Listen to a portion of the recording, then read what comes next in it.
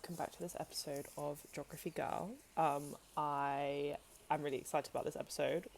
I'm so excited that this is the third time that I'm recording it, so I'm hoping that this is the last time. But today we are in the land of Mongolia, which is a country that I am absolutely obsessed with at the moment. My algorithm keeps feeding me content about people who are going there, and it looks incredible. I really, really want to go. This one's definitely on the bucket list. So this episode was inspired by a book that I was reading called The Last Disco in Outer Mongolia, which is written by a geographic journalist in the 1990s, and it's about his trip to Mongolia after it opened up after the fall of the USSR. If you don't know, Mongolia is a country that's sandwiched between China and Russia, and it has had like a long history of colonialism as a colonial power, which is where the Genghis Khan. What empire was the Genghis Khan people from? Words. Come on, words. Mongolian Empire. Oh my goodness. So yeah, it's where the Genghis Khan and the Mongolian Empire came from, which stretched all the way from Mongolia all the way to like Europe. It was huge. I think it's the biggest empire we've ever had. But after the fall of the empire, it kind of oscillated between being controlled by China and by Russia. So today I'm going to be telling you the story of one of Russia's noblemen who was just this like lone actor, like not state sponsored, who during the 1920s overtook Mongolia just by himself for a short span before being recaptured. He was a monarchist, a mystic, and an anti-Bolshevik warlord who claimed that he was the reincarnation of Genghis Khan. And he didn't rule with politics, he ruled with an absolute iron fist and ruled with terror. And what he left behind feels like something that's a mixture of a fairy tale and a nightmare. So before Ungern showed up, Mongolia was already in turmoil. It was trying to protect its traditions and its independence amidst this chaos. So who was in charge was the Bog Khan, who was Mongolia's spiritual and political leader. He was seen as a living Buddha, which was a nation, because Mongolia is a nation that is deeply tied to Vajrayana Buddhism. He was Mongolia's last theocratic monarch after centuries of domination. But by the early 20th century, Mongolia's independence was slipping. After the Qing dynasty fell in 1911, the new Chinese Republic was trying to move in, occupying the capital Urga, which is now modern-day Ulaanbaatar, and pushing the Bogdan's government aside. So the Mongolians were feeling desperate, and this is where Ungern stormed in. So while editing this, I just wanted to jump in with a little bit more of a backstory, as a brief history of the colonialization of Mongolia. So to understand why Mongolia was so vulnerable in 1920, we need to go back a bit. For over 200 years, Mongolia had been ruled by the Qing dynasty, which was the Manchu Empire that ruled China between 1644 and 1911. The Qing didn't treat Mongolia as an equal. It was a colony in all but its name. It was governed by imperial viceroys, and its economy was restricted and its nobility was tightly monitored. Mongolian Buddhism was tolerated, even supported, but only as long as it reinforced loyalty to the Qing. When the Qing fell in 1911, Mongolia declared its independence, but the new Chinese Republic didn't recognize it. They sent in troops to reassert control in 1919, dissolving the Bog Khan's theocratic government and treating Mongolia like a Chinese province. To many Mongolians, this was just another form of occupation. And with Russia in revolution, there was no allies left. So the Russian Empire had supported Mongolia's autonomy, but not necessarily out of generosity. Tsarist Russia had its own imperial interests in the region. It signed treaties, opened trade routes, and stationed advisors in Urga. For a while, it seemed like a win-win situation. Mongolia kept its Buddhist theocracy, and Russia gained influence without outright annexation. But then came 1917 with Russian Revolution shattering the empire, and with it, Mongolia's last semi-reliable ally. And that was what, to some, made Ungern's arrival feel almost divine. He was a foreign warlord who claimed to fight for monarchy, tradition, and Buddhism at a time where both Russia and China were tearing those things down in Mongolia. So Ho? So who was this von Ungern-Sternberg character?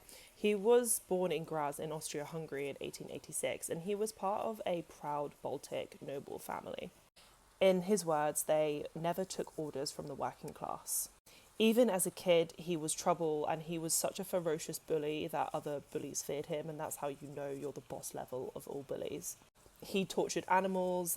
He even once tried to strangle his cousin's pet owl. A man named Dmitri who knew him described him as having psychotic abnormalities, which he believed stemmed from anger and smashing his head when he was a kid, which we know this from so many serial killers. A lot of them have head injuries when they're young, which turns them into psycho crazy monsters. So this head injury left him unpredictable and violent. By the time he was 12, he'd had quite a chaotic upbringing, and his father was absent because he'd been jailed. And Erngen had been expelled from school for attacking his classmates. So he joined the army instead, specifically the Russo-Japanese War, where he really stood out and he won a medal. And this is where he begins his long and bloody descent into war and mysticism. This is where Erngen becomes obsessed with Asia, its nomads, its empires, its spirituality. And he believed that the West was spiritually dead, and he believed that the Russian Revolution that was currently happening in Russia was really great evidence of this. He called the Bolsheviks dirty workers who had never owned servants, which I think really illuminates what his attitude towards the working class was. And he saw the revolution as a disease of the soul. He read Tibetan and Hindu philosophy and also dabbled in the occult. And this man had definitely some kind of like messiah complex. His cousin once described him as one of the most metaphysically and occult gifted men he'd ever met. And Erngen believed that he could read minds. And he had this vision to restore the Russian monarchy, resurrect the Mongol Empire, and rebuild and like save the world through a divine war. So during the Russian Civil War, he joined the anti-Bolshevik White Army, where he then broke off and created his own unit called the Asiatic Cavalry Unit. And this wasn't just like a military unit, it was a spiritual crusade. He pulled in Cossacks, Mongols, Buryats, Tibetans, and even some Chinese dissenters. And his core team was driven by spiritual leaders like shamans, monks, and fortune tellers. And this spiritualism was really important during his like war tactics. He would take tarot cards onto the battlefield with him, and he would make strategic decisions about where he was going to attack based on the contours of like the mutton that he would roast in the fire. He followed Vajrayana Buddhism, which is a tantric and esoteric form of Buddhism, and he believed that killing weak people helps them because it helps them to reincarnate as a stronger person in a later life. Like, okay. So yeah, he's completely delusional. So all of this is going on during the Russian Revolution, but by 1920, the Chinese had retaken Urga and had dethroned the Bog Khan. And this is when Erngen rode in on his horse, presumably, and he drove the Chinese out and restored the Bog Khan. But he made himself the ruler, like all in but name. And he didn't just rule Mongolia, he shaped it into his own twisted theocracy. He ordered mass executions that were public tortures, and would order his troops to be celibate, but then also allowed them unlimited hash and alcohol and opium. But later, obviously, this caused so many issues that he banned alcohol, but not the hash and the opium. But he ruled with fear, and everyone feared him, from civilians to his enemies to even those who were in his inner circle. Suspected Bolsheviks were ritually tortured and also executed. And in one case, he displayed the severed heads of his enemies to Tibetan gods as like some kind of spiritual ritualistic thing.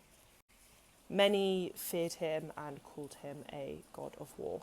But Erngen didn't really think of himself as a warlord. He thought of himself as a prophet and believed that he was leading the army of Shambhala, which is a mythical kingdom from Tibetan folklore. and Buddhism, that believed that they would one day destroy evil and bring about enlightenment. To him, this wasn't just a war, this was like a cosmic war of good versus evil.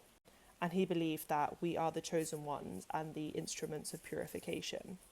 And his troops became fanatical, suffering, killing, and all dying in the name of destiny. He believed it was his mission to wipe out Bolshevism, to crush materialism, and to save the world through a holy war. Weirdly, he wasn't the only person thinking like this in this region. In the west of Mongolia, there was another guy called Jai Lama who had really similar sort of ideas and methodologies. He was infamous for tearing out his enemies' hearts and offering them to Tibetan gods. So, how did all of this come to a head, and how did this guy meet his end? By 1921, the Red Army was advancing from Russia. And Ungern had only around 300 loyal men left who were loyal, but were absolutely knackered from fighting in so many wars. And he tried to invade Soviet Siberia to spark an uprising, but nobody rose and the locals ran and hid. And rather than crumble like he expected them to do, the Bolsheviks closed in. His army starved, morale collapsed, and his inner circle broke apart, and his men eventually turned on him and turned him in. He was then captured by the Soviets and taken to Novosibirsk, where there was a really quick trial, and within 2 weeks he was executed by firing squad.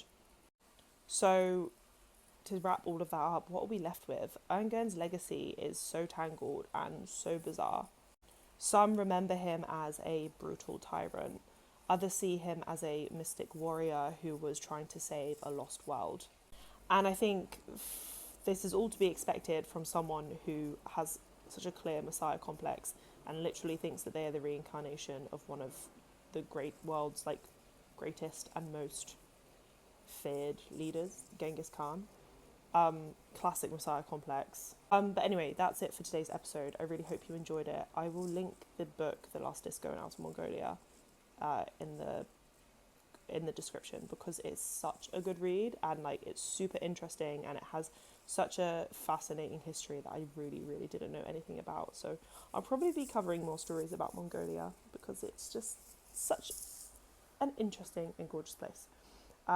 So yeah, give us a like if you liked, subscribe for more, and as always, please let me know what you thought in the comments. Goodbye.